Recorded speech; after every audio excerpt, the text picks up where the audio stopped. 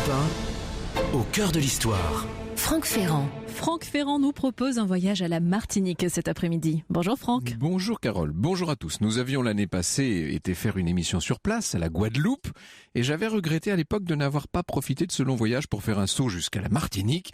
Eh bien nous allons essayer de nous rattraper cet après-midi en évoquant cette île magnifique de l'archipel des Petites Antilles.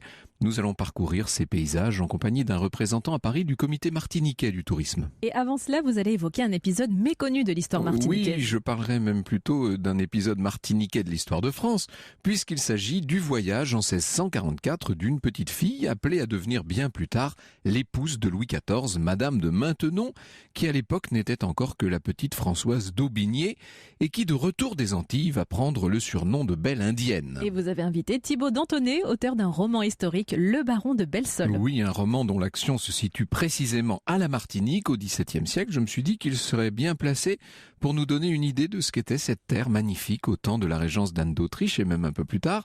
Voyez qu'aujourd'hui, nous voyageons doublement au cœur de l'histoire, dans le temps, ça c'est évident, mais aussi dans l'espace.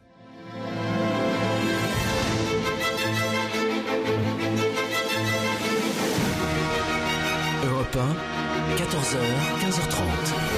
Au cœur de l'histoire. Franck Ferrand.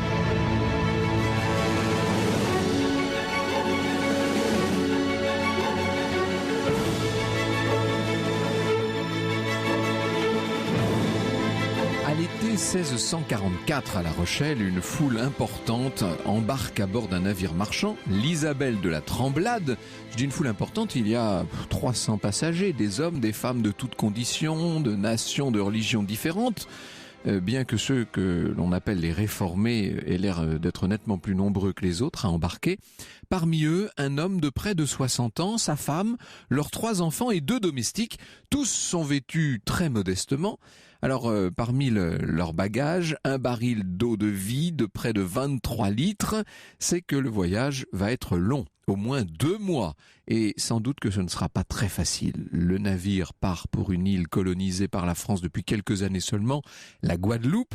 D'ailleurs, des hommes accompagnent toute cette petite foule, parce que évidemment, l'intention première, c'est d'aller établir là-bas une plantation. Les 3 enfants du couple sont 2 garçons, Constant qui a 16 ans et Charles qui a 10 ans, et puis une petite fille de 8 ans, Françoise. Françoise ne sait pas ce qui l'attend au-delà de l'océan. Françoise, vous l'aurez compris, et vous connaissez peut-être cette histoire au moins dans ses grandes lignes, c'est la future épouse morganatique du roi Louis XIV, celle qui pour l'instant n'a connu, disons-le, que la misère. Parce que Françoise d'Aubigné, future marquise de Maintenon, est née en prison en novembre 1635 à Niort. Je dis oui, elle est bien née dans une prison. Il faut vous dire que son père, Constant d'Aubigné, était à l'époque incarcéré. C'est un homme qui a un lourd passé, hein. Dès l'âge de 28 ans, il est condamné à mort pour complicité de rape de la fille d'un magistrat. Ce n'est que le début de toute une série de délits racontés par son père, le célèbre Agrippa d'Aubigné, ami d'Henri IV, poète et calviniste intransigeant. Vous savez qu'Agrippa a écrit des mémoires tout à fait passionnants. Ce misérable s'était d'abord adonné au jeu et à l'ivrognerie, à Sedan, où je l'avais envoyé aux académies, sous-entendu protestantes, et s'étant ensuite dégoûté de l'étude, acheva de se perdre avec des filles de joie. Ensuite, revenu en France, il se maria sans mon consentement à une malheureuse qu'il a tuée depuis. Et c'est le père qui dit ça. La malheureuse en question, c'était une jolie veuve de La Rochelle, Anne Marchand.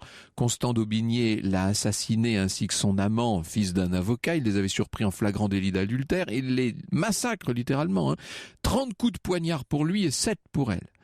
Une nouvelle fois protégé par son père, Constant d'Aubigné n'a pas tardé à refaire parler de lui. Il a accumulé les dettes de jeu, il a collectionné les séjours en prison, commis l'irréparable aux yeux de son père qui l'a toujours aidé. En fait, il lui fallait abjurer le protestantisme pour devenir catholique. Vous imaginez comme Agrippa d'Aubigné était heureux. Agrippa est ulcéré, il va qualifier son fils de destructeur du bien et de l'honneur de sa maison. Constant d'Aubigné, par ailleurs, s'est remarié. Il s'est remarié cette fois avec une catholique, Jeanne de Cardillac. Elle avait 17 ans à l'époque. Et figurez-vous que c'est la fille du geôlier. C'est la fille du gouverneur de la forteresse de Château-Trompette à Bordeaux, où il était incarcéré.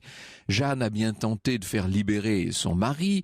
Elle a même plaidé sa cause auprès du tout-puissant cardinal de Richelieu, mais ce dernier a refusé. « C'est vous rendre service que de vous ôter un tel mari », lui a-t-il dit.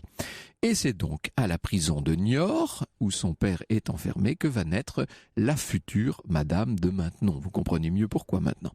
Jeanne de Cardillac n'arrive pas à faire vivre sa fille et ses 2 fils. Heureusement, la sœur aînée de Constant, qui lui est toujours emprisonné, va accepter d'héberger Françoise, ses frères et sa mère. Elle s'appelle Artémise de Villette, et cette Madame de Villette va jouer un rôle ensuite important dans la jeunesse de la future Madame de Maintenon. C'est une huguenote, elle n'est pas riche, mais elle accueille dans son château de Murcey près de Niort, qui est une imposante bâtisse médiévale avec 8 tours et 3 ponts-levis. Elle accueille la petite famille.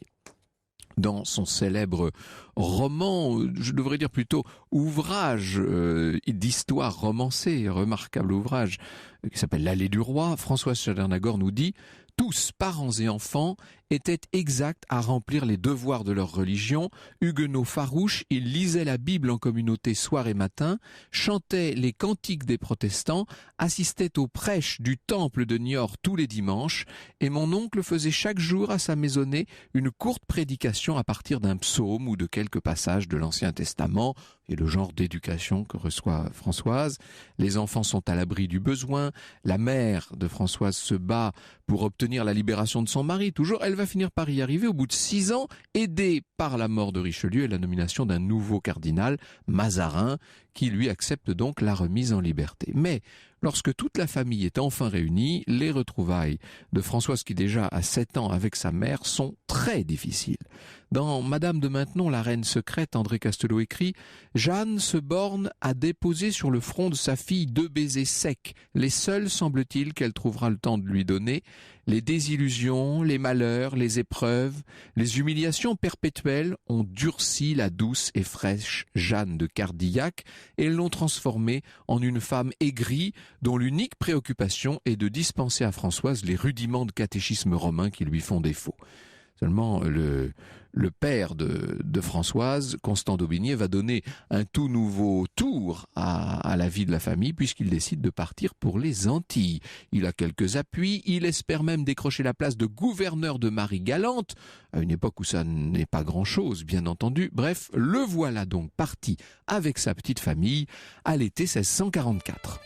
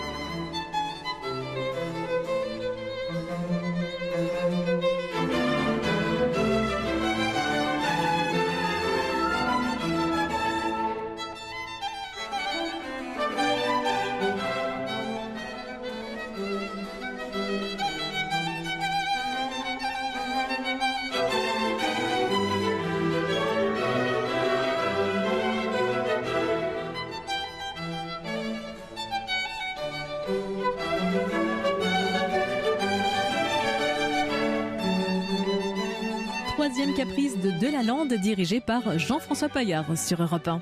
Franck, vous nous parlez de la jeunesse de Françoise d'Aubigné, la future Madame de Maintenon.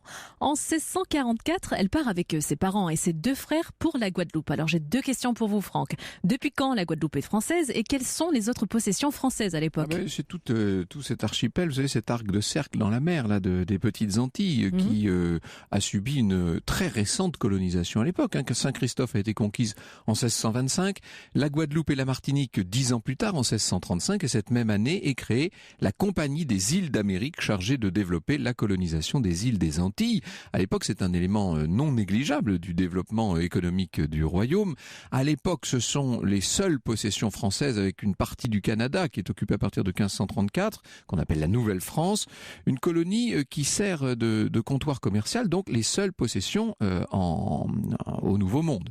Mais pour arriver aux Antilles, il faut d'abord traverser l'océan. Bien entendu, c'est une traversée longue, difficile, 2 mois de traversée.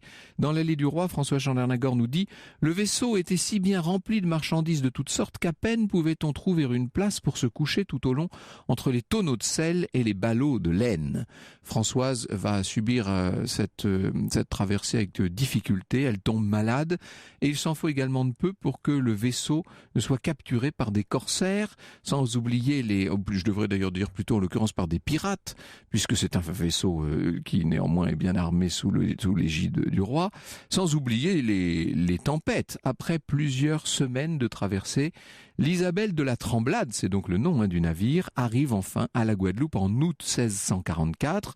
Françoise, ses 2 frères et ses parents vont pouvoir aller s'installer dans la petite île assez proche, à Marie-Galante. Françoise vit plusieurs mois à Marie-Galante. Il faut imaginer la vie qu'on peut mener à l'époque. La colonisation en est à ses balbutiements. La famille vit dans une maison de bois. Le père de Françoise est en train de créer une sorte de petite colonie et sur place, les cultures vivrières sont défrichées pour laisser place à de toute autre production. Le manioc, la patate, l'igname, la banane, les carottes, le tabac, l'indigo, bref, tout ce qui peut ensuite, une fois transformé et une fois transformé en marchandises, tout ce qui peut être revendu en Europe, bien sûr. Quelques mois seulement après leur arrivée, les Aubigné vont repartir pour la France. C'est Constant d'Aubigné qui a l'intention de venir solliciter le poste de gouverneur de l'île. Il obtient un poste de gouverneur, mais il ne revient pas à Marie-Galante. Et la mère de Françoise, Jeanne, tente de commander la petite colonie toute seule, puisque son mari fait défaut maintenant. Il est reparti, tout ça tourne au désastre. Les récoltes ne sont pas bonnes du tout.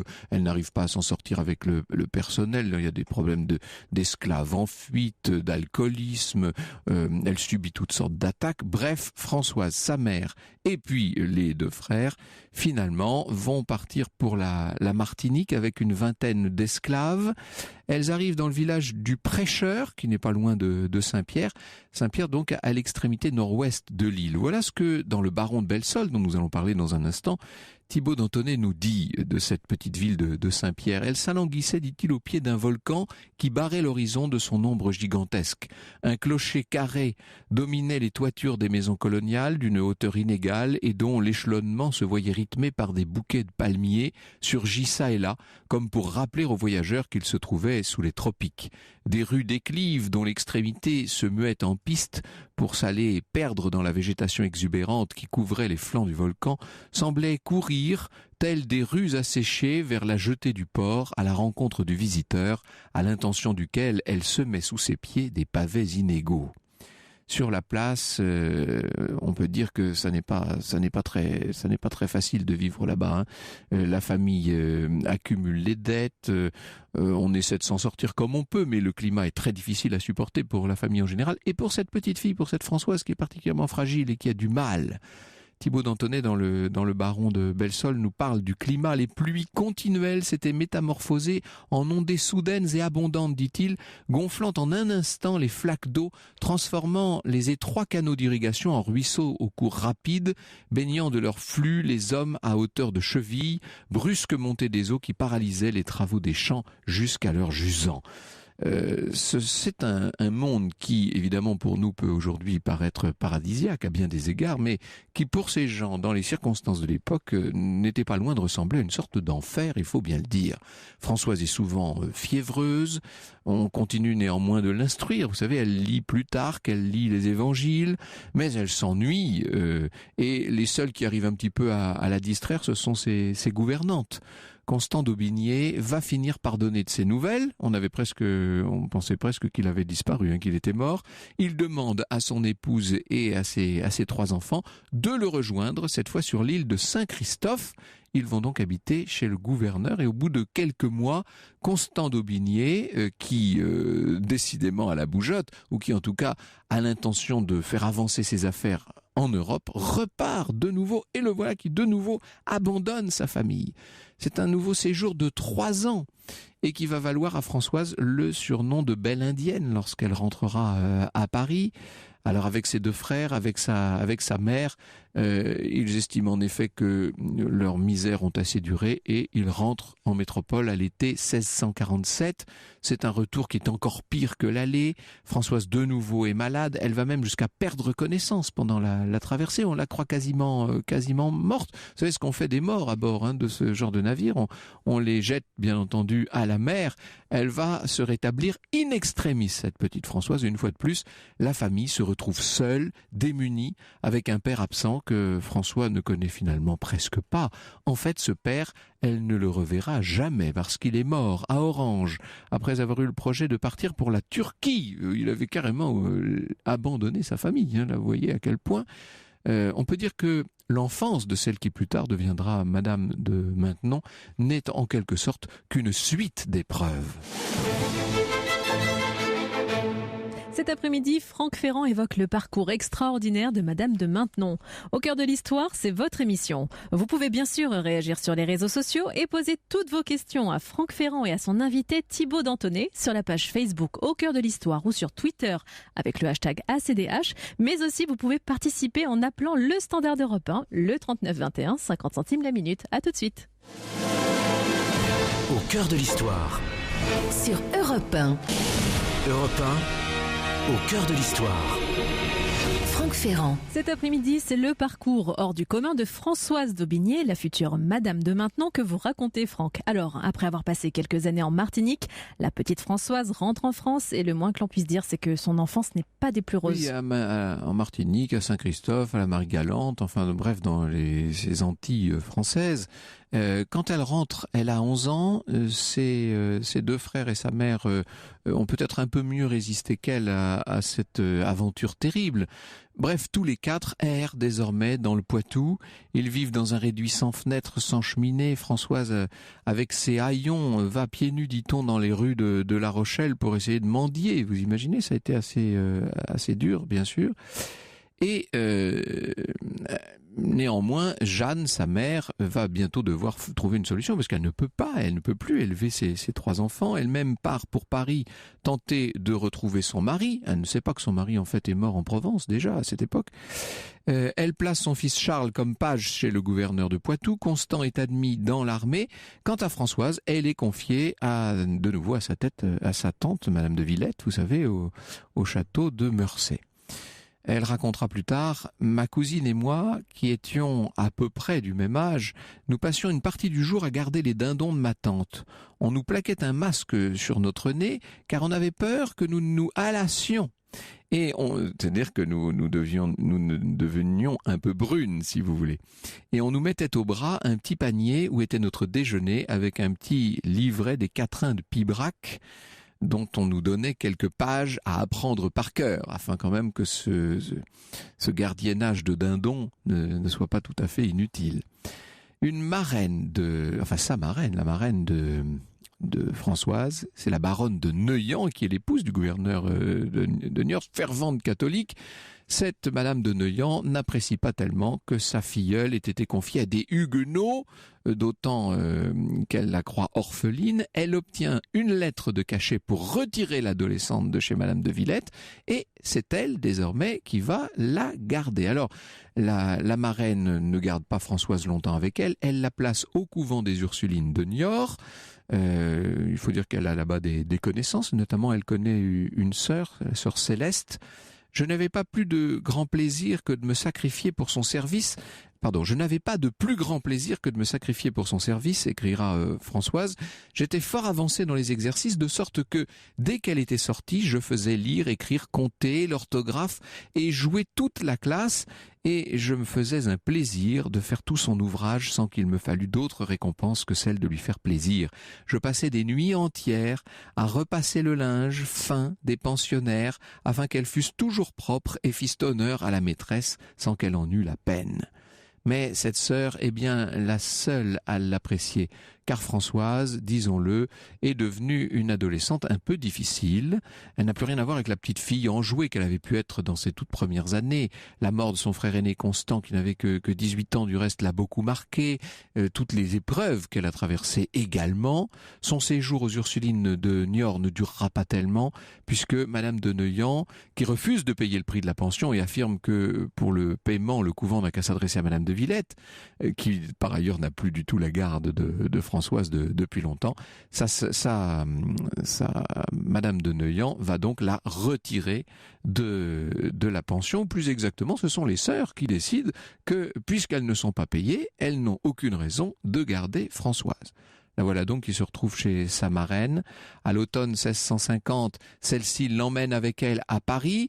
Elle la place cette fois aux Ursulines de la rue Saint-Jacques. Et là, c'est encore pire qu'à Niort. Françoise écrira à sa tante de Villette qu'elle regrette tant. « La vie est pire que la mort. Vous n'imaginez pas l'enfer que met cette maison soi-disant de Dieu et les rudoiements, duretés et façons cruelles de celle qu'on a fait gardienne de mon corps et de mon âme. » Pour s'en sortir, elle décide finalement d'abjurer le protestantisme et du coup, elle renouvelle solennellement les vœux de son baptême et reçoit la communion. Sa marraine se dit qu'il est temps de présenter cette orpheline au monde et bien qu'elle n'ait pas encore tous les atours qui vont faire bientôt son succès à Paris, elle n'en est pas moins une très belle jeune fille. Elle a sans doute gagné dans le climat lointain des Antilles une sorte d'apparence assez douce, assez particulière, qui vont bientôt faire des ravages à Paris. Madame de Neuillan emmène sa filleule chez Paul Scarron. Alors Paul Scarron, vous savez, c'est le poète, l'auteur de comédies qui reçoit la cour et la ville dans son appartement, qui est un homme complètement difforme, il faut le dire. Il est cul-de-jatte, il est effrayant, mais évidemment, ils font littéralement devant Françoise, qui est absolument, qui est tellement belle. Ils ont 25 ans d'écart, Alors lui est littéralement déformé par des rhumatismes qui maintenant attaquent ses vertèbres. Il faut l'imaginer tordu, paralysé, les genoux rentrés dans l'estomac, qui se déplace dans une espèce de fauteuil à roulettes. « Je suis un raccourci de la misère humaine », disait-il. Eh bien, voilà le beau mari qu'on destine ou plutôt à qui l'on destine Françoise. Elle qui est devenue si belle avec son grand visage ovale, ses yeux noirs vifs, brillants, ses beaux cheveux châtains. Il écrit d'ailleurs « Le feu qui brille dans ses yeux n'est pas un feu facile à peindre. Les vers ne sauraient exprimer ni les langueurs de son visage, ni cet air doux, modeste et sage qui, dans le temps qu'il fait aimer, ôte l'esprit et le courage. » Et oui, Françoise d'Aubigné va épouser le terrible Scarron en avril 1652, même si Anne d'Autriche dit d'elle qu'elle est le meuble le plus inutile de la maison de Paul Scarron. Françoise dira que son mariage a été gris.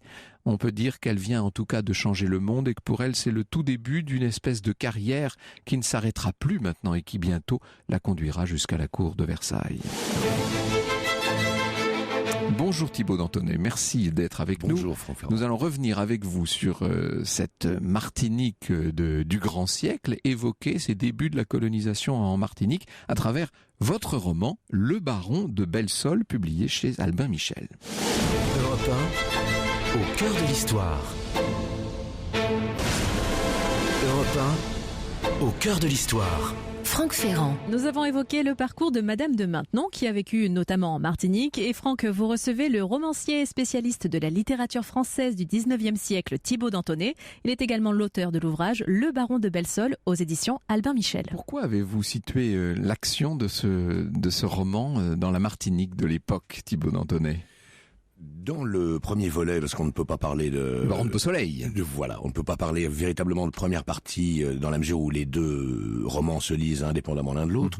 Mais il y a un lien de famille entre les deux, c'est le moins qu'on puisse dire. Il y a même un lien consubstantiel puisque c'est le même personnage. L'un sous le baron de Beausoleil et l'autre, lorsqu'il débarque en Martinique, il prend le nom de baron de Belsol parce que tout simplement c'est un proscrit. Il est poursuivi par les services secrets d'abord de Richelieu et ensuite qui se perpétue avec Mazarin. Et enfin, pour une raison aussi assez pratique, dirons-nous, d'abord évidemment, outre la distance qu'il y a entre la Martinique et la métropole, il y a aussi le fait que l'on y parle français et il est francophone.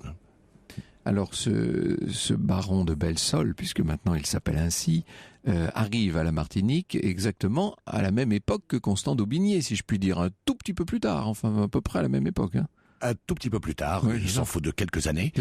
Et effectivement, il arrive à une période qui est charnière pour la Martinique, puisque d'une part, Fort Saint-Pierre, qui est quand même le premier comptoir, enfin, ou le premier pôle, on va dire, d'installation des Français, a failli disparaître quelques semaines de là. C'est-à-dire qu'il est Adrien de Belsol débarque en septembre 1652 et les événements que je relate ont eu lieu en août précédent.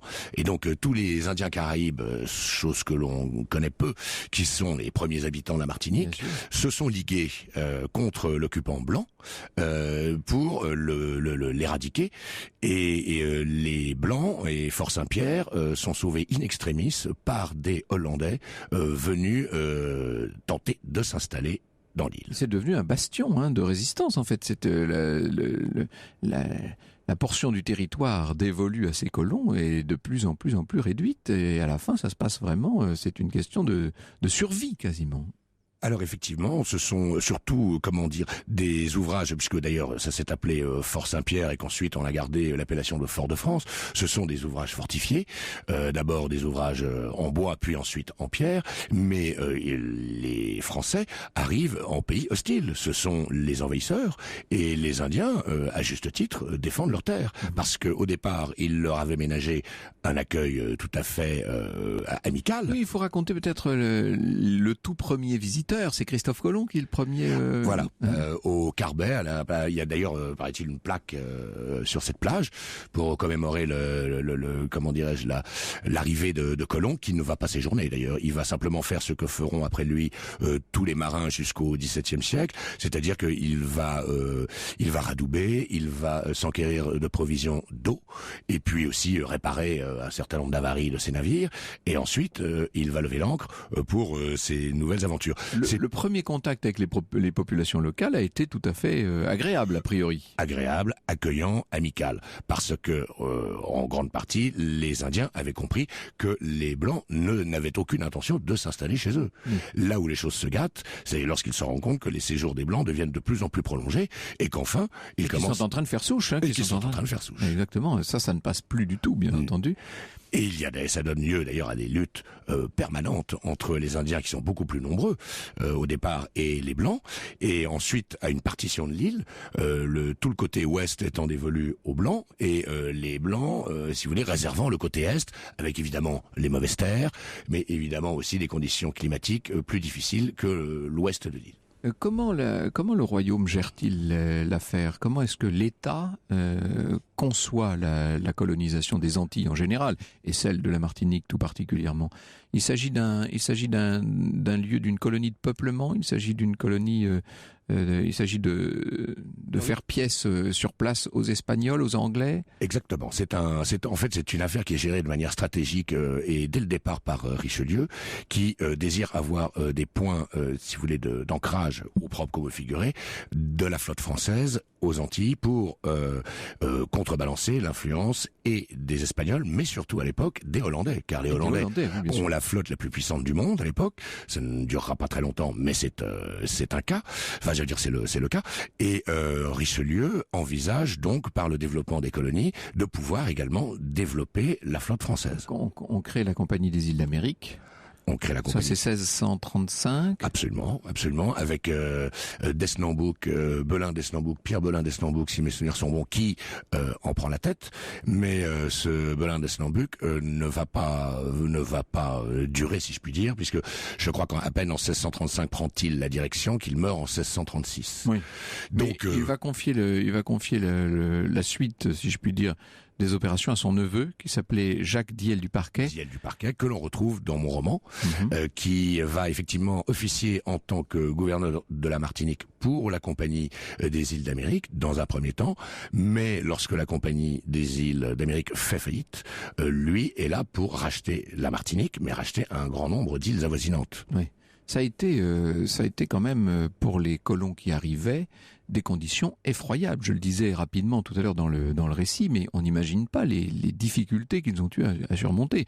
La population locale qui, bien entendu, n'est plus du tout d'accord, mais aussi les conditions climatiques, mais aussi d'une façon générale, ces exploitations qu'on est en train de créer sur place, ces cultures de toutes sortes de marchandises, ces cultures sont difficiles à mettre en place, hein. Alors elles sont difficiles, tout est à faire. Tout est à faire. Il y a des terres marécageuses, donc qui dit marécage dit malaria, mais également dit le fer de lance, c'est-à-dire ce serpent qui est typique de la Martinique, qui est une espèce de vipère extrêmement venimeuse, mais également vous avez aussi des conditions climatiques, la chaleur est harassante, vous avez aussi la saison des pluies, bref, et enfin, même si les terres, puisque ce sont des terres volcaniques, même si les terres produisent, on est loin, si vous voulez, de l'opulence que l'île va connaître avec la canne à sucre. Ce que va bientôt produire cette terre, c'est la fameuse canne à sucre. Nous y venons dans un instant. Au cœur de l'histoire. Sur Europe 1. Europe Au cœur de l'histoire. 1, Franck Ferrand. La Martinique au temps de Louis XIV est à l'honneur et pour l'évoquer, Franck, vous êtes accompagné par le romancier Thibaut d'Anthonay. Oui, Thibaut d'Anthonay nous décrit bien sûr les paysages de cette Martinique du XVIIe siècle et notamment Fort Saint-Pierre, fondée par d'Esnambouc dont nous parlions tout à l'heure, qui est une sorte de petite ville de garnison. De nombreuses cases d'habitation s'y alignaient à intervalles réguliers, écrivez-vous, Thibaut d'Anthonay, aux parois faites de troncs de lataniers entassés en rectangle, s'emboîtant par des encoches à leurs extrémités. On imagine très bien, on voit, ce sont vraiment des maisons élémentaires. Des feuilles de latanier attachées à des gaulettes formaient le toit, une petite fenêtre et une porte en bois plein constituant les seules ouvertures à travers lesquelles on apercevait le rougeoiement d'un foyer aux dimensions réduites en raison des risques d'incendie, des conditions de vie extrêmement précaires et d'autant plus encore une fois qu'il y a cette agression quasi permanente des populations locales qui ne se laissent pas faire, bien sûr. On essaie de faire venir aussi dans les premières exploitations, qui sont des exploitations de tabac, de coton et d'indigo essentiellement, déjà des esclaves qui arrivent d'Afrique. C'est le début de ce qu'on va appeler la traite, on y vient dans un instant. Mais le problème, c'est que le tabac, par ailleurs, est déjà cultivé à Cuba et va l'être de plus en plus, que l'indigo, alors cultivé partout, le coton sur le continent, en Virginie, etc. Donc il y a une concurrence terrible et toutes ces productions sont de moins en moins rentables. D'où l'intervention de la canne à sucre. Alors, comment la canne à sucre a-t-elle débarqué à la Martinique, si je puis dire ?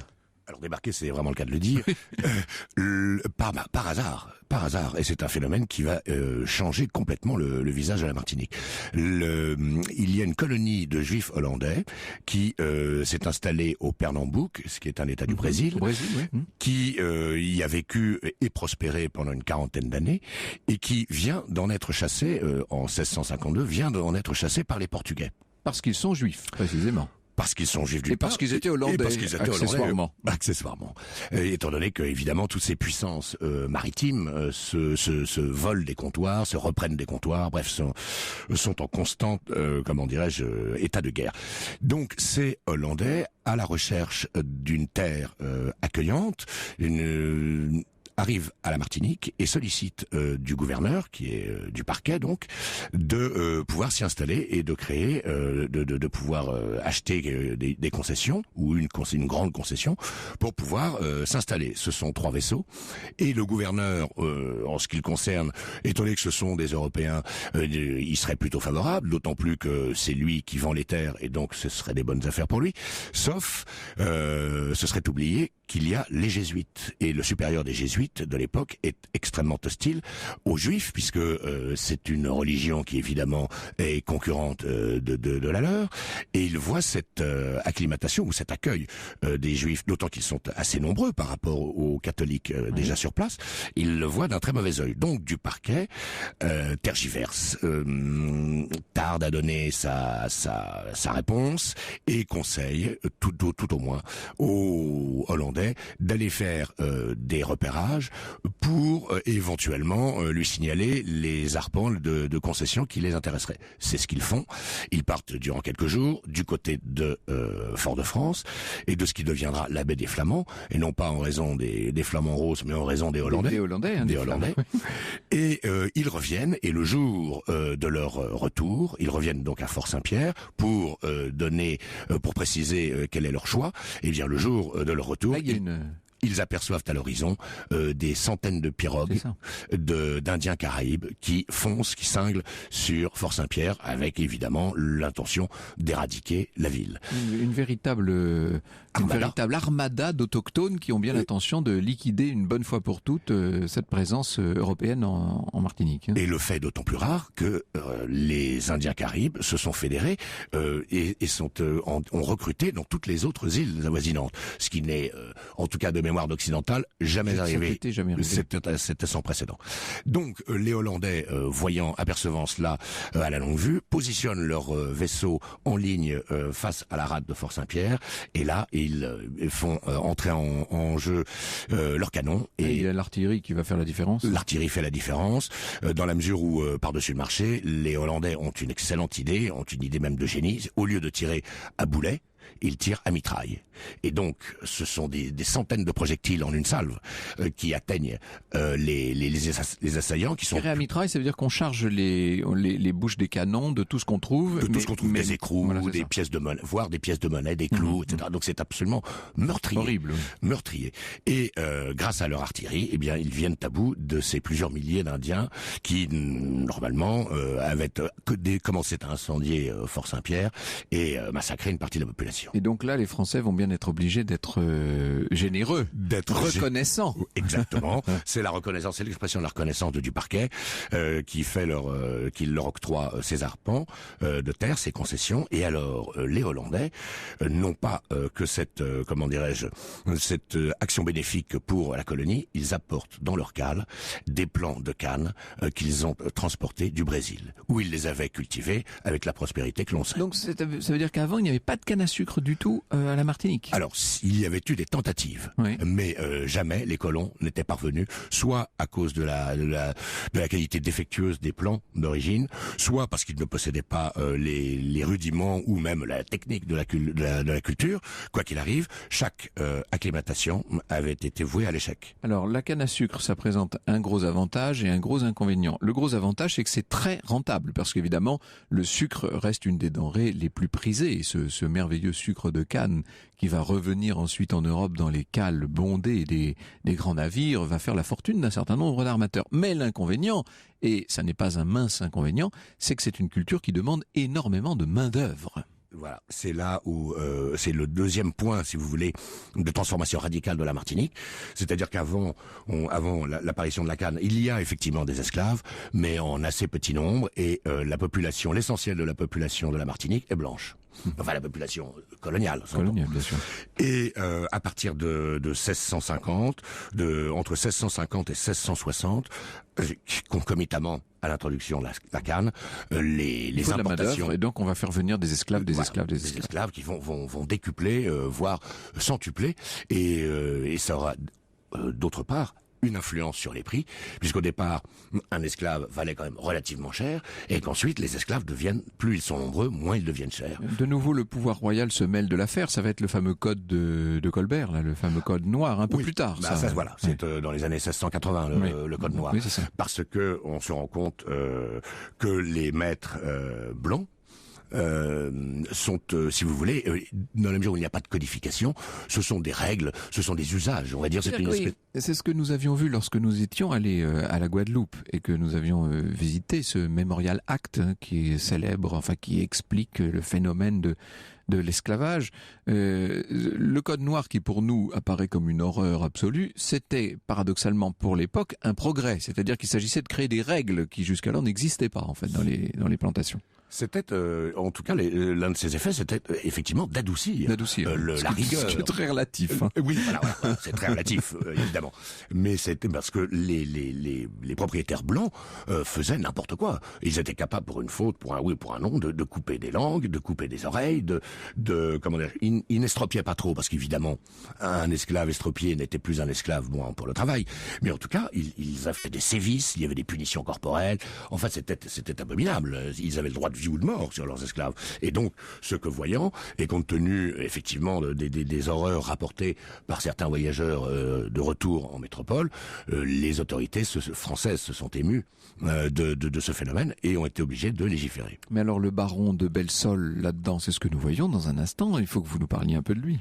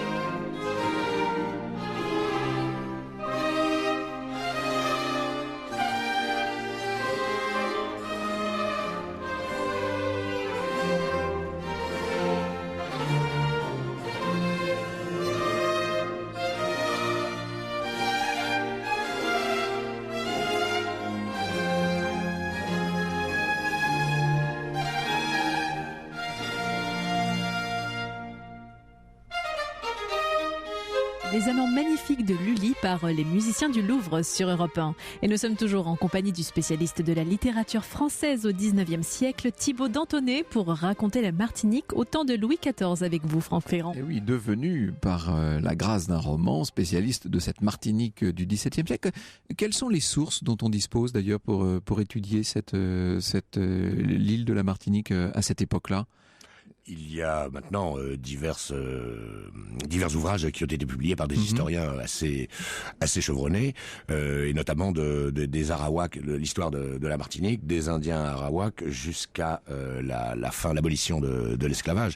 Donc vous avez de nombreuses sources maintenant. Le livre d'Armand Nicolas, par exemple. Les îles de Raphaël Barquiceau. Oui, qui est extrêmement bien documenté, qui est un ouvrage qui a été publié dans les années 20 et qui s'est intéressé à divers aspects comme l'ethnologie, mais aussi comme les costumes, comme les matériaux employés par les premiers Indiens, puis ensuite les colons. Donc c'est très complet et vous avez des sources de documents assez riches. Et j'imagine que vous êtes allé là-bas, sur place, bien sûr. J'y suis allé il y a fort longtemps. Oui. Il y a fort longtemps, mais j'ai surtout voyagé. J'ai aussi voyagé dans les livres. Oui. C'est vrai qu'après tout, c'est une manière pour un historien comme une autre de voyager. Vous ne voyagez pas que dans les livres, François Joc. Merci d'être avec nous. Vous êtes du comité martiniquais du tourisme à Paris. Vous connaissez évidemment mieux que quiconque cet endroit merveilleux. Est-ce que cette période extrêmement dure de la première colonisation et des premières exploitations de canne à sucre fait partie de la mémoire vive de la Martinique aujourd'hui ? Bien sûr, tout à fait.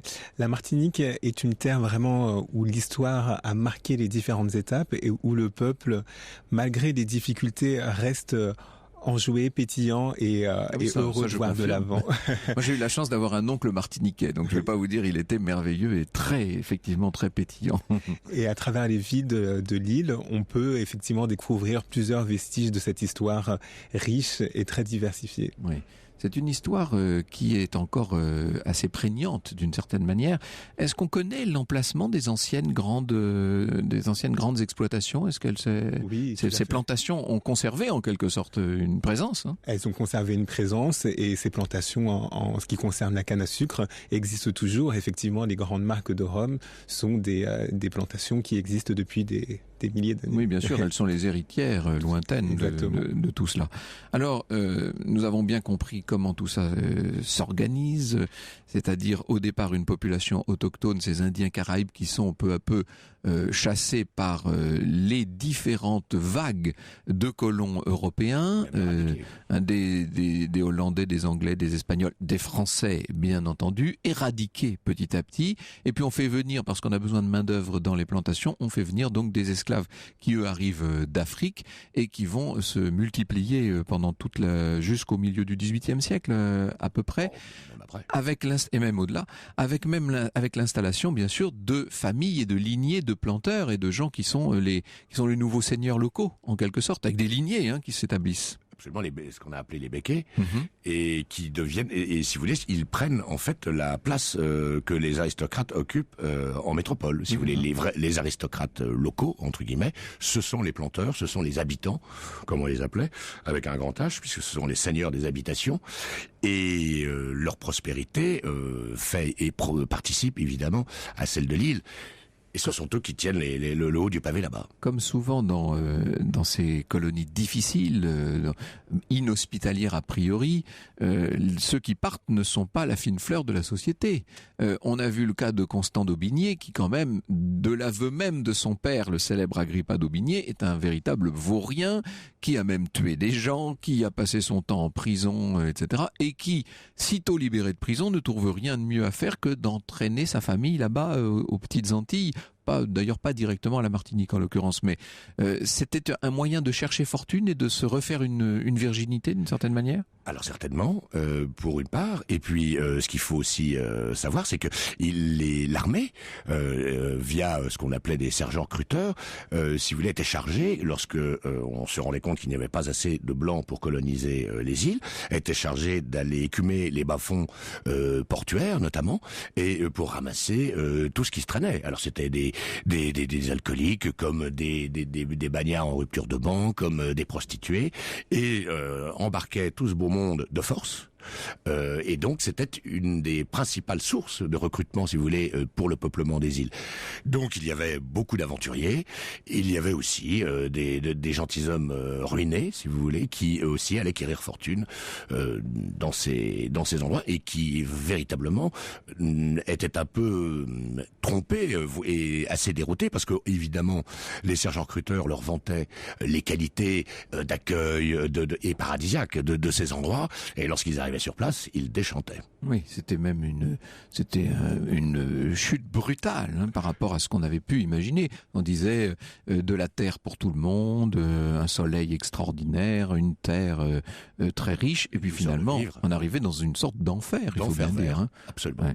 Ouais. Votre héros, Belsol, comment le classeriez-vous parmi tous ces aventuriers, si je puis dire ? Eh bien justement, je dirais que c'est un aventurier venu quérir, comme l'on disait à l'époque, c'était venu chercher à la fois la paix, c'est-à-dire il veut se soustraire aux poursuites lancées contre lui par les services secrets de Richelieu, puis plus tard de Mazarin, et il veut donc trouver l'anonymat et changer de vie. Étant donné que jusqu'à présent, il a toujours lutté pour sa sécurité, il a toujours lutté aussi pour venger ses parents. Là, il veut vivre pour lui-même et commencer une nouvelle vie. Et finalement, l'occasion faisant le larron, il lit connaissance avec ces juifs hollandais venus s'installer en Martinique et lesquels lui proposent de l'associer à leur exploitation de la canne. Et c'est à ce moment-là qu'il opte pour cette culture qui va devenir extrêmement rentable, alors que il devient assez opulent là où tous les autres planteurs précédemment ont échoué. Avec quand même quelques surprises sur son chemin, il faut le dire. On ne va pas tout raconter. Ça reste un roman. Il faut que nos auditeurs découvrent par eux-mêmes les aventures. Mais... quand un nouveau venu fait fortune rapidement, là où les autres ont échoué, cela suscite évidemment des jalousies. Donc il y a les planteurs qui lui sont hostiles. Mais par-dessus le marché, il ne faut jamais oublier que il y a des flibustiers et des pirates, que les pirates d'ailleurs blancs sont en partie à l'origine de la création et de la colonisation de la Martinique et des Antilles. Bien sûr. Ils font partie, eux, pour le coup, de l'histoire des Antilles. Ils font partie de l'histoire des Antilles. Et donc, mon baron de Belsol est en lutte aussi avec ces pirates, puisqu'il prélève une espèce de dîme sur les cargaisons. Et il est en lutte également contre l'ordre établi, puisqu'il répugne à employer des esclaves. Lui, c'est un humaniste. Et c'est un homme qui ne veut pas faire exploiter l'homme, fût-il noir, pour son propre compte. Votre roman Le Baron de Belsol, Thibaut d'Anthonay, est publié donc chez Albin Michel. Voilà de quoi passer pour tous ceux qui vont en vacances. Là, c'est un bon accompagnement. Je trouve que c'est assez agréable, tout ça. Il fallait à l'époque combien de jours pour aller là-bas? Il fallait 3 mois. Presque 2 à 3 mois, ça dépendait. Oui, ça dépendait des vents. Il faut combien aujourd'hui d'heures de vol? Le voyage est beaucoup plus agréable. Maintenant que 8 heures d'avion suffisent pour se rendre en Martinique. Voilà, et en plus, ce sont 8 heures de bonheur, parce qu'on sait ce qui nous attend là-bas. Ah, nous dit Sandra, chère Martinique, un véritable coin de paradis, la presqu'île de la Caravelle. Elle se rappelle ses propres souvenirs, visiblement sauvage, paisible, mais que de doux souvenirs.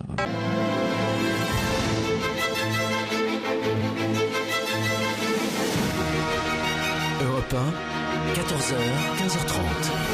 Au cœur de l'histoire, Franck Ferrand. Après avoir voyagé en Martinique au temps de Louis XIV, nous nous baladons jusqu'à 15h30 dans cette magnifique île aux fleurs et à notre époque avec votre invité Franck, le représentant à Paris du comité martiniquais du tourisme François Joc. Et si d'ailleurs vous habitez ou alors avez séjourné en Martinique, vous pouvez nous envoyer vos photos et même vos conseils de visite sur la page Facebook Au cœur de l'histoire, sur Twitter avec le hashtag ACDH, et vous pouvez également appeler le standard d'Europe 1, le 39 21, 50 centimes la minute. Oui, François Joc, nombreuses sont les îles des Antilles qui ont reçu des noms tout à fait européens et même des noms catholiques. C'était Christophe Colomb. Martinique, c'est lié au véritable nom ancestral de l'île, Madidina en fait. Madidina, exactement. Le nom de la Martinique a évolué avec le temps et on appelle aussi la Martinique de différentes manières. On l'appelle l'île aux fleurs pour sa variété d'orchidées. Oui. Plus de 80 espèces d'orchidées en Martinique. Un paradis pour les amoureux des orchidées. Dieu sait qu'ils sont nombreux. Et on l'appelle aussi l'île de l'été éternel pour son climat tropical qui permet de s'y rendre toute l'année avec une température moyenne de 28 degrés. Est-ce qu'il y a des périodes qui sont plus favorables que d'autres? Est-ce qu'il faut aller plus tôt à un moment qu'à un autre à la Martinique? C'est vrai qu'il y a on appelle une saison sèche, une saison des pluies.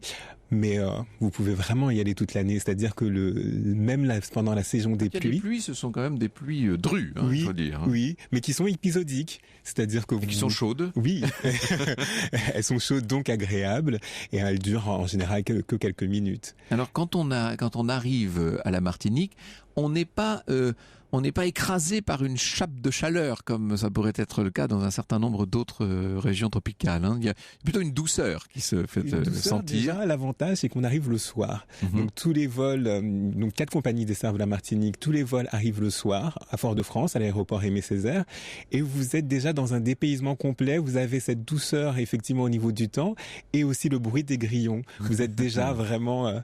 dans l'évasion. Nous étions à la Guadeloupe, donc l'île sœur, si je puis dire, sœur amie, sœur ennemie, ça dépend des jours.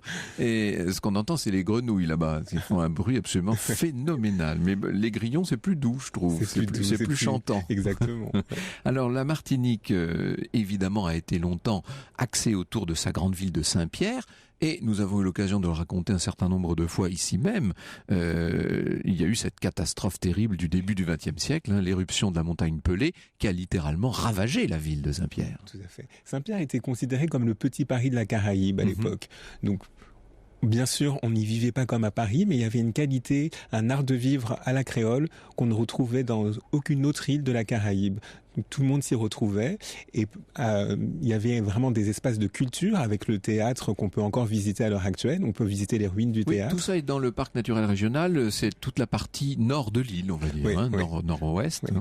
Le nord est beaucoup plus rural, beaucoup plus traditionnel par rapport au sud, un peu plus aride avec ces belles plages de sable blanc qui contrastent avec le nord et ces plages de sable noir grâce au volcan.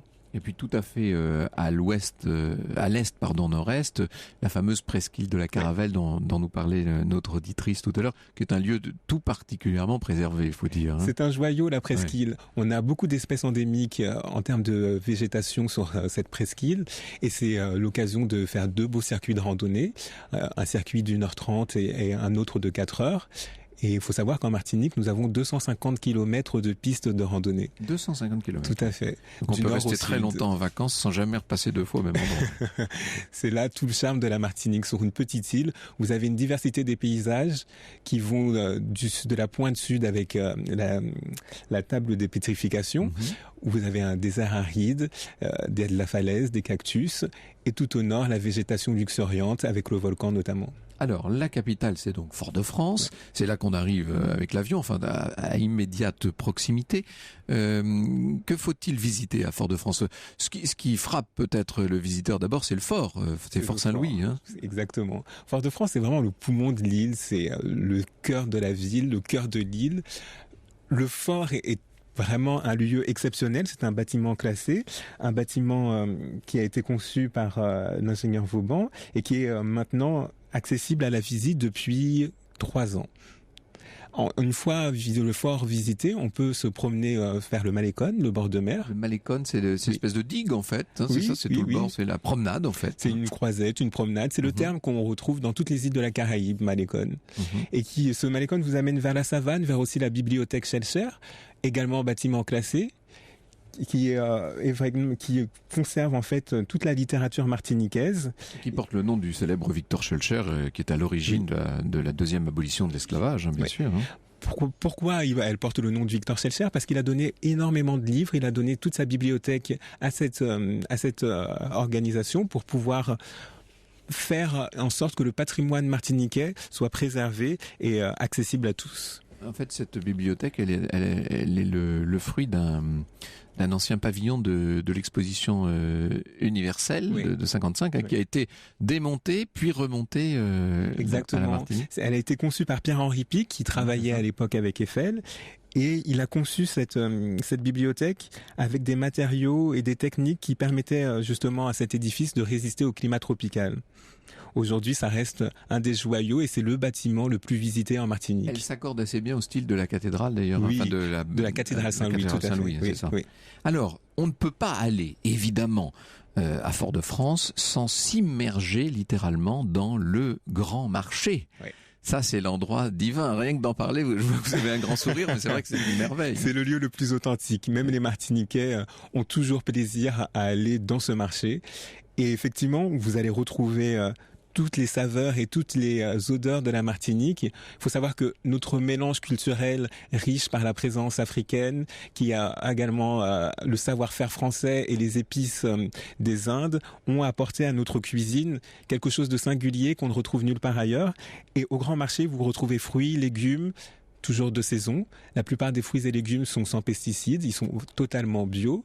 Et vous retrouverez également l'artisanat, les fleurs tropicales.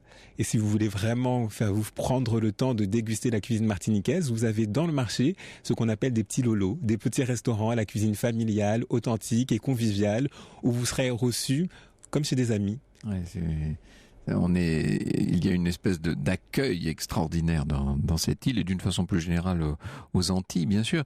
Les fruits tropicaux ont un goût qu'on ne retrouve nulle part ailleurs. Je pense aux bananes notamment, avec toutes sortes de variétés. Parce que nous disons les bananes ici, mais évidemment, à la Martinique, il y en a combien de variétés, hein, Énormément de variétés. Malheureusement, c'est vrai que dans l'Hexagone, on retrouve surtout la Cavendish, mais vous avez énormément de bananes en Martinique. Il y a d'ailleurs une fête de la banane qui se trouve à Sainte-Marie, au musée de la banane, qui permet chaque année de faire découvrir aux visiteurs, aux locaux, la culture de la banane qui est très importante après la canne à sucre. Et dans cet espace, le musée de la banane, vous avez également des petits restaurants qui vous permettent de déguster des plats entièrement à base de bananes. De bananes ou de fruits divers. Que l'on cuisine aussi, également, bien sûr. Et le ramboutan, qu'est-ce que c'est que le ramboutan? C'est un ancien fruit, c'est-à-dire qu'on a eu des fruits qui ont un petit peu disparu, mais les Martiniquais se réapproprient leur culture, leur histoire, et le ramboutan maintenant est un fruit nouveau, comme on a ici dans l'Hexagone des légumes oubliés. C'est un fruit oublié qu'on se réapproprie, et on a aussi ce phénomène sur les plantes médicinales. Oui, bien sûr. Oui, on se soigne de moins en moins avec les médicaments, on apprécie les plantes. Ça, c'est un mouvement mondial, mais évidemment, lorsqu'on a la chance d'être au tropique, c'est plus facile d'une certaine manière. Exactement, on s'aperçoit qu'on a toute la pharmacopée martiniquaise qui peuvent nous venir en aide pour tous les maux. D'ailleurs, l'une des plantes s'appelle Atumo, puisqu'elle permet de guérir de toutes sortes de maladies. Et puis, il y a ce mélange d'épices, alors qui est d'origine indienne, mais qui fait la saveur de tant de plats antillais, c'est le colombo, bien entendu. Le colombo, le plat authentique, merveilleux mélange d'épices diverses. Il y a des épices qui sont d'origine martiniquaise. Oui. Vous retrouvez le curcuma, c'est une épice typique un petit peu en Martinique, et aussi également le roucou. C'est une épice utilisée par les Indiens qui vient d'une plante, la plante du roucou, qui est aussi utilisée pour le bronzage. Ah oui, tout à fait, exactement, oui. Plonger dans de l'huile, en fait, l'huile prend cette couleur un petit peu rouge et vous pouvez l'appliquer sur la peau, et ensuite ça fera bronzer votre peau encore plus vite. Formidable. Petit conseil pour les vacances. Ouvrez grand les narines et humez toutes ces épices et ces odeurs de vacances. Europe 1, au cœur de l'histoire. Carrefour. Europe 1, au cœur de l'histoire. Oui, nous n'allons pas quitter Fort-de-France sans évoquer le poète local, qui est le grand poète antillais d'une façon générale, qui est devenu une sorte d'immense figure aujourd'hui. C'est Aimé Césaire, bien entendu. Je dirais même le poète de la négritude, puisqu'effectivement son courant de pensée... Un des poètes, mais le grand poète. Exactement.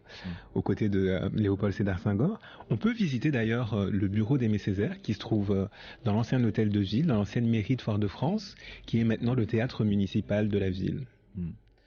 Partir, mon cœur bruissait de générosités emphatiques. Partir, j'arriverai lisse et jeune dans ce pays mien, et je dirai à ce pays, dont le limon entre dans la composition de ma chair: j'ai longtemps erré, et je reviens vers la hideur désertée de vos plaies. Je viendrai à ce pays mien, et je lui dirai: embrassez-moi sans crainte, et si je ne sais que parler, c'est pour vous dire que je parlerai. Et je lui dirai encore: ma bouche sera la bouche des malheurs qui n'ont point de bouche, ma voix la liberté de celles qui s'affaissent au cachot du désespoir. Toujours ce mélange d'extrême luminosité, de bonheur brut, et en même temps de dureté, de désespoir et de souffrance chez Aimé Césaire. Un mélange des deux. Tout à fait. Il était le témoin de la résilience, et c'est vrai que l'histoire de la Martinique était tellement riche, comme on a pu le découvrir cet après-midi, qu'elle marque la population, et Aimé Césaire a su tirer avantage de cela pour avancer et tirer son peuple de l'avant. Alors, si nous Fort-de-France et que nous partons par le nord, on prend la route qui longe la côte nord Caraïbe, donc c'est une. Vous connaissez bien la Martinique. Non, j'ai surtout une très bonne préparatrice qui s'appelle Lorena Martin. Deux circuits. Moi, j'aime beaucoup également la route de la Trace, et c'est une route à travers la forêt tropicale qui vous permet de découvrir toute la végétation de la forêt, et on peut s'arrêter au jardin de Balata, qui est l'un des meilleurs jardins pour une balade en famille, et aussi passer par le Sacré-Cœur de Balata, une miniature du Sacré-Cœur de Montmartre. Ah oui ? Oui. Vraiment proportions gardées, semblables au Sacré-Cœur de Montmartre. Ou alors, effectivement, passer par la côte, en passant par différents villages de pêcheurs, comme Casse-Pilote, Bellefontaine ou le Carbet. Petit conseil d'ailleurs, si vous allez au Carbet, les glaces de Zouk à Glace sont excellentes, forcément à déguster. Et il y a aussi 2-3 restaurants comme chez les pêcheurs pour la pêche du jour, ou encore Petit Bonhomme pour déguster toujours les pieds dans le sable, un repas excellent comme du thazard grillé ou des plats vraiment typiques. Et d'autres pour plus revisiter comme un burger de poisson frais. Moi, j'ai sous les yeux la carte. Alors, je vois que tout ça, c'est la Nationale 2, en l'occurrence. Oui, c'est bien ça. C'est bien celle-là. Donc, effectivement, quand on a franchi Bellefontaine et le Carbet, en ayant dégusté la glace et tout le reste, on arrive à Saint-Pierre. Alors, il reste des choses à Saint-Pierre quand même. Bien sûr, on est au pied de la montagne Pelée, là, vraiment. Ça reste une ville chargée d'histoire. C'est... Vraiment, l'éruption de 1902 a détruit la ville entièrement. Il n'y a eu que 2 survivants, dont l'un très connu, Syparis, un prisonnier qui fut sauvé grâce à l'épaisseur des murs de sa prison.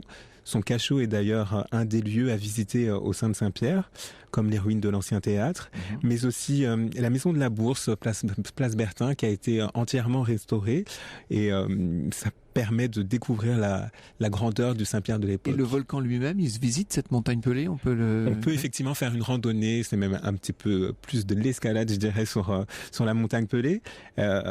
1397 mètres d'altitude. Il faut être un petit peu averti, mais c'est une belle randonnée à faire, effectivement. Oui. Alors après, juste au-dessus, vous avez le village du Prêcheur dont on parlait, parce qu'il a joué un rôle très important dans la première colonisation, justement, qui reste aujourd'hui un des endroits, comment est-ce qu'on pourrait dire, authentiques de l'île, avec c'est là qu'il y a les plages de sable noir. Exactement. Voilà. Exactement. Au Prêcheur, on retrouve les belles plages de Lanceron et de Lance-Couleuvre. D'ailleurs, on a également une sucrerie, on parlait tout à l'heure du sucre, l'habitation Céron, qui a été également restaurée, qui est actuellement habitée et qui permet de proposer un espace de rencontre pour un déjeuner. On retrouve aussi sur cette habitation Céron le zamana. Le zamana, c'est un arbre qui a été élu l'année dernière le plus bel arbre de France par le magazine Terre Sauvage et l'Office national des forêts. Donc ça vaut la peine, pas seulement pour le selfie, ça vaut la peine pour méditer devant et pour l'admirer en lui-même. Vous parliez d'un phénomène naturel que j'ignorais à l'instant, Thibaut Dantonnet, pendant la chanson. Là. Oui, qui est assez typique de la Martinique. On les appelle les tombolos. C'est-à-dire, c'est un peu le même phénomène que au Mont-Saint-Michel.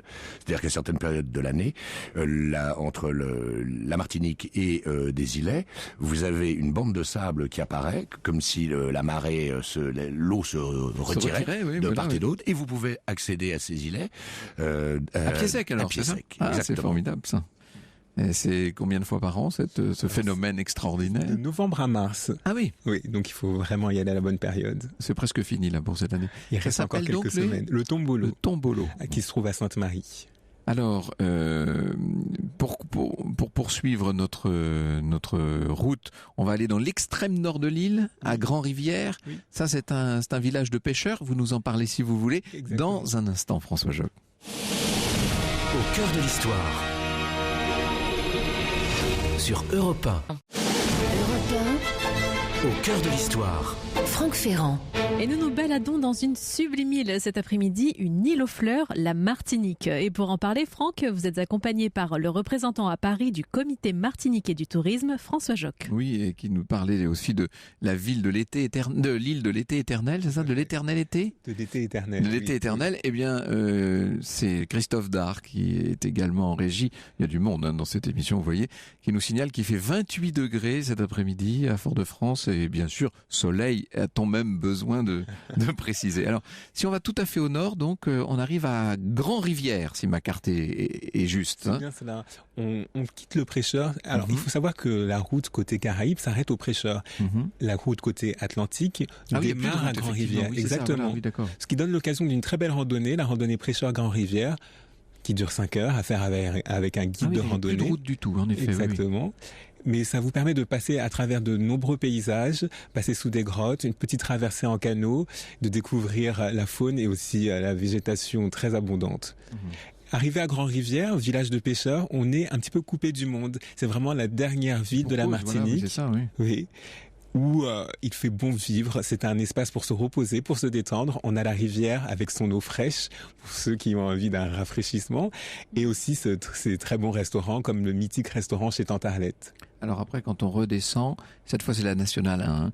Oui. On passe par Basse-Pointe, le Lorrain, Oui. le Mango, Sainte-Marie, la Trinité, jusqu'à l'entrée justement de la fameuse presqu'île de la Caravelle. Une toute autre côte là, ça évidemment c'est la côte est, ça. C'est la côte atlantique, effectivement. La presqu'île de la Caravelle, donc c'est là où on peut vraiment apprécier toute la diversité de la Martinique en termes de végétation. On a énormément d'espèces endémiques.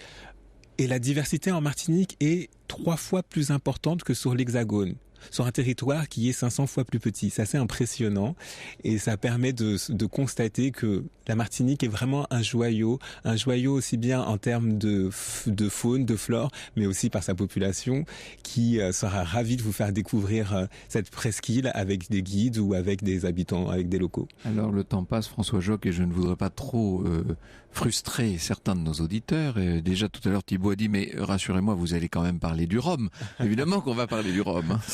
On arrive à la presqu'île et juste à côté nous avons Sainte-Marie, et la ville de Sainte-Marie héberge le musée du rhum et de la distillerie Saint-James, qui donne aussi l'occasion au début décembre chaque année à la fête du rhum. Et donc c'est une très belle habitation typique coloniale à visiter. Vous avez également l'habitation Clément au François, beaucoup plus au sud, à découvrir. Et la fondation Clément vient d'ouvrir récemment et permet de donner une vision de l'art moderne caribéen, contemporain caribéen, en Martinique. C'est vraiment un très beau lieu à visiter. Alors évidemment, toutes les distilleries, ça fait comme à la Guadeloupe, toutes les distilleries se visitent. Hein. Vous êtes très bien reçus. D'ailleurs, ça fait comme dans les comme la route des vins, mais la route des rhums. C'est ce que je voulais dire. Exactement. On a 7 distilleries en activité en Martinique et 4 habitations spécialisées dans le vieillissement du rhum agricole. Le rhum agricole martiniquais est le seul à avoir une appellation d'origine contrôlée. Il répond à un cahier des charges très strict et malgré cela, il sait évoluer avec le temps. Le rhum bio est maintenant créé par la distillerie Naisson et on va fêter cette année les 20 ans du rhum AOC, de l'appellation AOC pour le rhum martiniquais. À consommer avec modération, bien entendu. Mais la vraie recette du punch est quand même une chose merveilleuse. Moi, j'ai la chance de l'avoir. Évidemment, inutile de vous dire. C'est tout un travail, hein, ça se fabrique, le punch. Mais elle est innée pour un Martiniquais.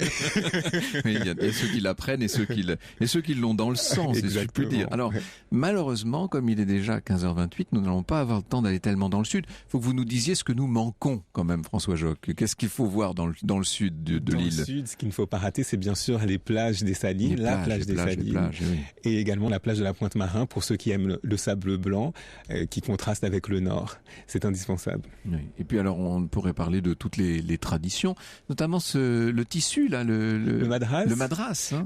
C'est l'occasion en plus de le retrouver pendant les jours qui vont suivre. Le carnaval commence maintenant, samedi. Samedi, premier jour du carnaval, on rentre dans ce qu'on appelle en Martinique la semaine grasse. Et chaque jour, des festivités, des costumes différents. Les jours les plus importants sont marqués par le lundi, mariage burlesque, le mardi gras, par le diable rouge. Tout le monde est habillé en rouge dans les rues de Fort-de-France. Ah oui? Oui, pour célébrer le roi du carnaval, Vaval. Et le roi, malheureusement... Mais qui va défiler sur une sorte de char, c'est ça? Exactement, oui. C'est quand ça donc là, pour le Mardi Gras? Ça commence samedi, donc il est Mardi Gras, ce mardi qui arrive. Malheureusement, ce roi va mourir, on le sait déjà, le mercredi décembre, et toute la population sera habillée en noir et blanc. Ah bon, alors couleur du deuil en Martinique. Pour l'accueil du roi du carnaval, on est en rouge et ensuite on célèbre d'abord son mariage le lundi. On supprime les couleurs en fait. Ensuite en rouge et ensuite couleur de deuil. Ah mais écoutez, c'est une belle tradition. J'espère que certains de nos auditeurs qui nous écoutent à la Martinique vont pouvoir participer à ça a lieu dans tous les... C'est où exactement? Ça se passe à quel endroit? Alors le carnaval commence début janvier dans différentes communes de la Martinique et ensuite le cœur du carnaval, semaine grasse à Fort-de-France. Formidable. Merci beaucoup François Joc. Merci à vous. Vous nous avez fait voyager, rêver, c'était parfait.